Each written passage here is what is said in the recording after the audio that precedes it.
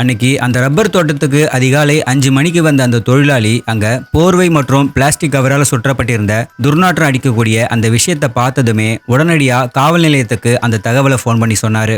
அங்க வந்த போலீஸ் ரொம்ப பரபரப்புக்கு மத்தியில அந்த போர்வை மற்றும் பிளாஸ்டிக் கவரால் சுற்றப்பட்டிருந்த அந்த விஷயத்தை பிரிச்சு பார்த்ததுமே அவங்க எதிர்பார்த்த மாதிரியே அதுக்குள்ள ஒரு இளம்பெண்ணுடைய சடலம் இருந்துச்சு. இதை தொடர்ந்து அந்த சடலம் போலீஸால கைப்பற்றப்பட்டு பிரேத பரிசோதனைக்கு அனுப்பி வைக்கப்பட்டுச்சு. அந்த சடலத்தை போட்டோ எடுத்து அந்த கோட்டயம் மாவட்டத்தில் இருந்த எல்லா போலீஸ் ஸ்டேஷனுக்கும் அனுப்பி வச்சு சமீபத்தில் பெண்கள் யாராச்சும் காணாம போனது சம்பந்தமான புகார் ஏதாச்சும் இருந்தா உடனே தெரியப்படுத்துங்க, புகார் கொடுத்தவங்களை கூப்பிட்டு விசாரிச்சு இந்த போட்டோவை காட்டி ஏதாச்சும் தகவல் தெரியுதான்னு உடனடியாக எங்களுக்கு இன்ஃபார்ம் பண்ணுங்க அப்படின்னு இந்த வழக்கு சம்பந்தமான தகவல்கள் பகிரப்பட்டுச்சு. மேலும் அந்த உடல் கண்டெடுக்கப்பட்ட பகுதியில் இருந்த அந்த ஊரை சேர்ந்த மக்கள்கிட்ட இந்த பெண்ணை பற்றி ஏதாச்சும் தகவல் தெரியுமா அப்படின்னு விசாரிச்சதுல அந்த பெண் அந்த ஊரை சேர்ந்தவங்க இல்லை அப்படிங்கிறது முதல் கட்டமாக போலீஸுக்கு தெரிய வந்துச்சு. சரி, காணாமல் போன பெண்கள் சம்மந்தமாக எதுவும் தகவல் தெரியுதான்னு போலீஸ் வெயிட் பண்ணி பார்த்தாங்க. ஆனால் அதுலேயும் போலீஸுக்கு எந்த தகவலுமே கிடைக்கல. இந்த நிலையில இதுக்கு அடுத்த நாள் வந்த அந்த சடலத்தோட பிரேத பரிசோதனை அறிக்கையில ஒரு மிகப்பெரிய அதிர்ச்சி எல்லாருக்குமே காத்திருந்துச்சு. அதாவது அந்த பிரேதத்தை பரிசோதனை பண்ணதுல நுரையீரல் மற்றும் மூச்சுக்குழல்ல ஏற்பட்ட அடைப்பினால தான் இந்த மரணம் நிகழ்ந்திருக்கு.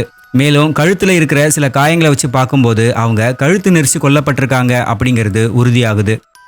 அது மட்டும் இல்லாம கொல்லப்பட்ட இந்த பெண் 7 மாத கர்ப்பிணியா இருந்திருக்காங்க. தாயோட இறப்புனால கருவிலேயே அந்த குழந்தையும் இறந்து போயிடுச்சு அப்படிங்கிற ஒரு அதிர்ச்சிகரமான உண்மையை பிரேத பரிசோதனை அறிக்கை வெளிப்படுத்துச்சு. பிரேத பரிசோதனை அறிக்கையில் சொல்லப்பட்ட இந்த தகவலை அடிப்படையாக வச்சு போலீஸ் அடுத்த கட்டத்துக்கு நகர்ந்தாங்க.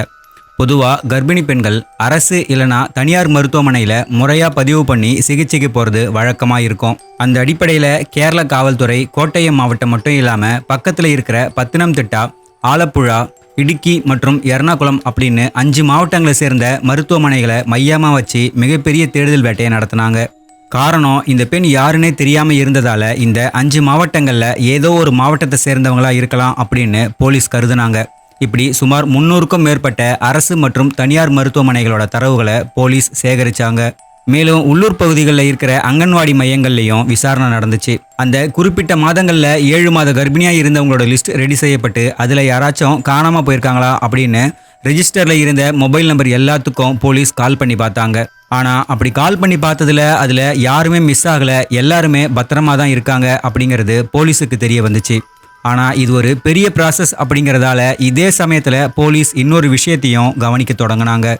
அதாவது அந்த இறந்த உடல் ஒரு போர்வையால சுத்தப்பட்டு அதுக்கு மேல ஒரு கவரால சுத்தி கட்டப்பட்டிருந்துச்சு. அதுல ஆல் கார்கோ லாஜிஸ்டிக் அப்படிங்கிற சர்வதேச பார்சல் சர்வீஸ் நிறுவனத்தோட லோகோ பிரிண்ட் ஆகி இருந்ததையும் மேலும் அதுல ஒரு பார்கோட் ஸ்டிக்கர் ஒட்டப்பட்டிருந்ததையும் கவனிச்ச போலீஸ் அது மூலமா இந்த வழக்கை அடுத்த கட்டத்துக்கு கொண்டு போக முடியுமான்னு யோசிச்சாங்க. அப்படி அந்த ஆல் கார்கோ லாஜிஸ்டிக் நிறுவனத்தோட டெல்லி அலுவலகத்துக்கு தொடர்பு கொண்டு விசாரிச்சப்போ அந்த கவர் உள்ள பார்சல் இந்த கொலை நடக்கிறதுக்கு 1 வருஷத்துக்கு முன்னாடி, அதாவது 2015 வருஷம் சவுதி அரேபியாவில் இருந்து டெல்லிக்கு வந்திருக்கு அப்படிங்கிறதும், மேலும் டெல்லியில இருந்து அந்த நிறுவனத்தோட கிளை நிறுவனமான ஆல் கார்கோ கடி லிமிடெட் மூலமா மங்களூருக்கு ட்ரெயினில் அனுப்பப்பட்டிருக்கு அப்படின்னு முதற்கட்ட தகவல் கிடைச்சிது.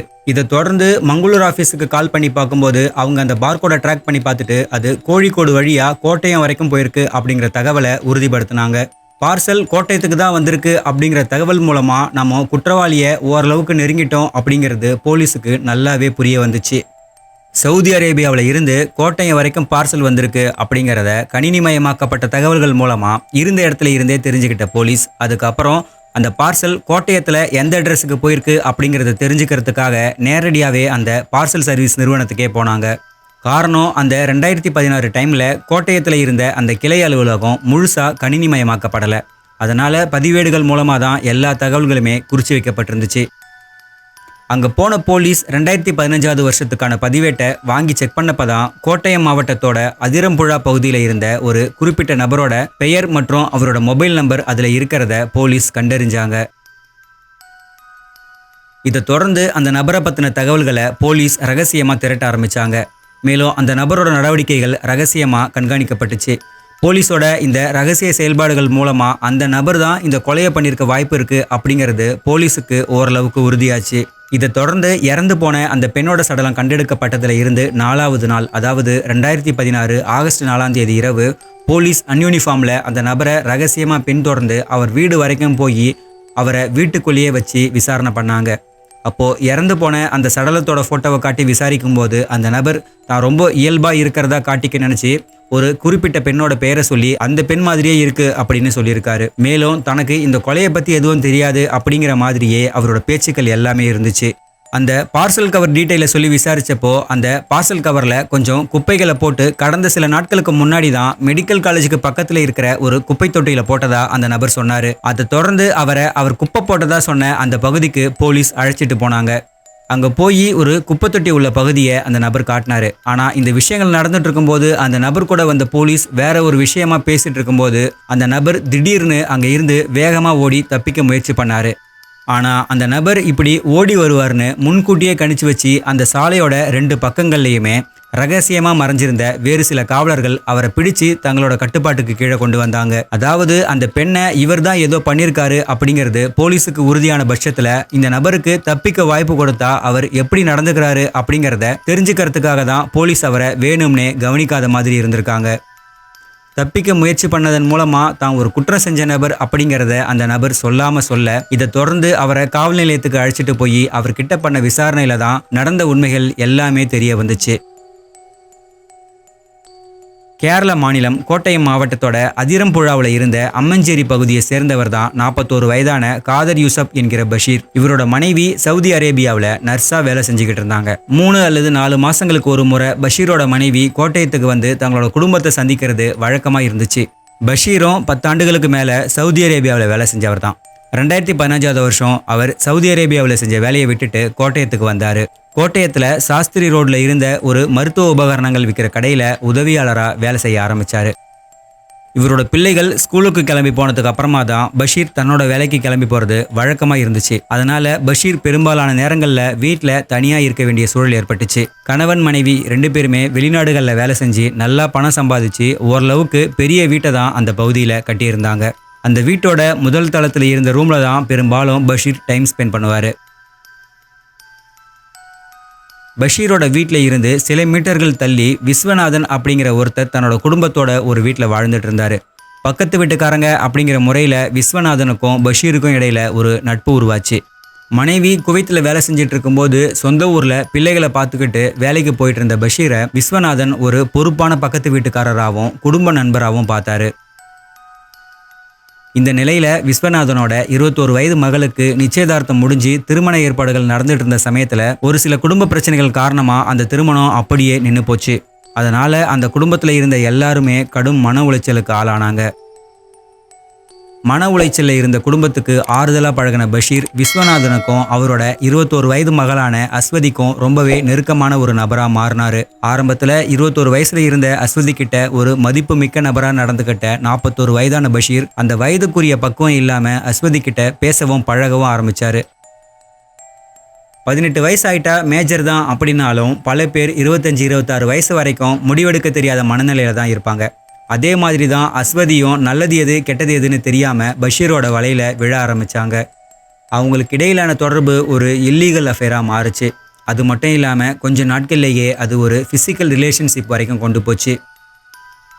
அஸ்வதி பக்கத்து வீட்டுக்காரரான பஷீர் கூட நெருங்கி பழகுறாங்க அப்படிங்கிறத ஓரளவுக்கு மட்டும் தெரிஞ்சுக்கிட்ட அஸ்வதியோட அம்மா இனிமே அஸ்வதி இங்கே இருந்தா அது சரியா இருக்காது அப்படின்னு சொல்லி 50 கிலோமீட்டர் தொலைவில் இருந்த பத்தினம்திட்டா மாவட்டத்தோட கொழஞ்சேரியில இருந்த உறவுக்கார பெண்ணான தங்கமணி அப்படிங்கிற பெண் வீட்டில் தங்க வச்சு அங்க பக்கத்துல இருந்த ஒரு தையல் கிளாஸுக்கு போகணும் அப்படிங்கிற காரணத்தை சொல்லி அனுப்பி வச்சாங்க. அப்படி அஸ்வதி 4 மாசங்கள் வரைக்கும் கொழஞ்சேரியில இருந்த தங்கமணி வீட்டில் இருந்து தான் தையல் கிளாஸுக்கு போயிட்டு இருந்தாங்க.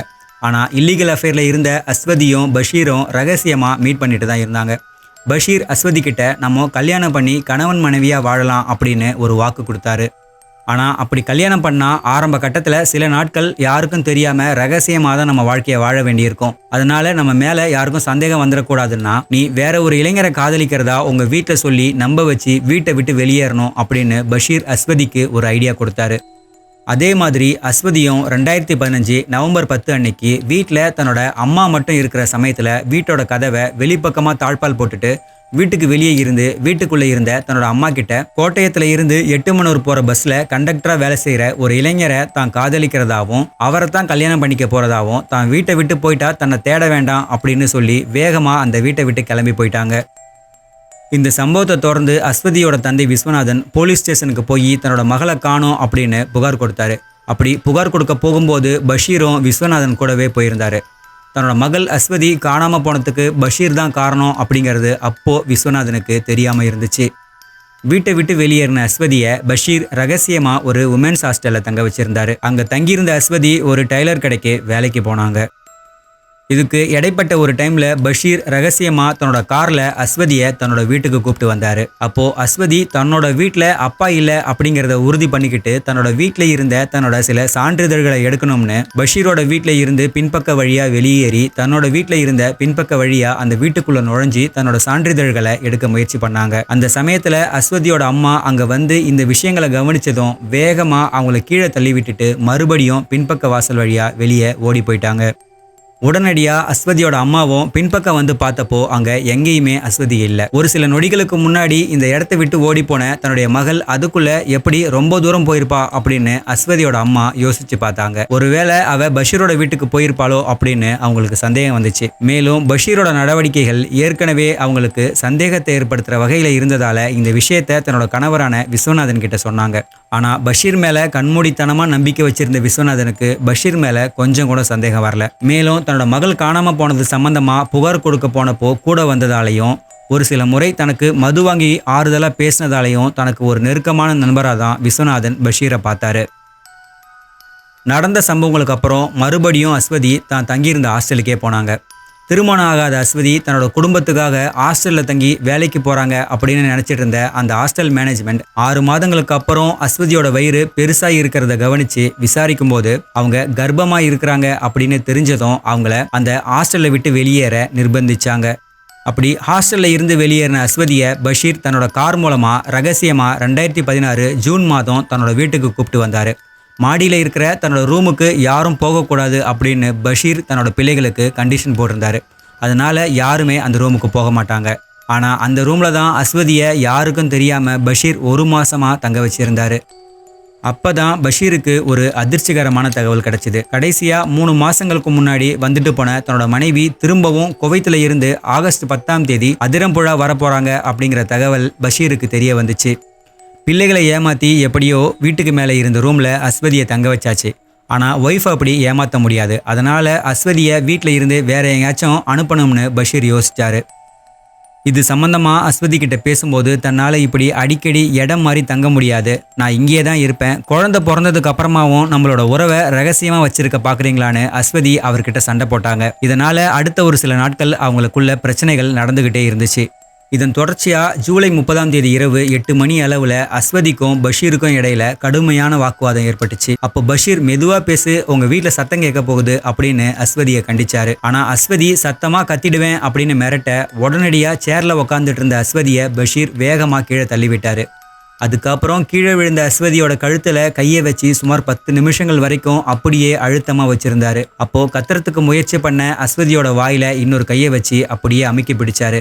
மூச்சு திணறி கஷ்டப்பட்டுட்டு இருந்த கர்ப்பிணியா இருக்கக்கூடிய அஸ்வதி கொஞ்சம் கொஞ்சமா துடிச்சு இறந்து போனாங்க. அஸ்வதி இறந்து போனதால அவங்க வயிற்றுல இருந்த 7 மாத கருவும் இறந்து போச்சு. கொலை நடந்ததுல இருந்து அடுத்த நாள் இரவு 10 மணி வரைக்கும் இறந்து போன அஸ்வதியோட உடல் அதே ரூம்ல தான் இருந்துச்சு.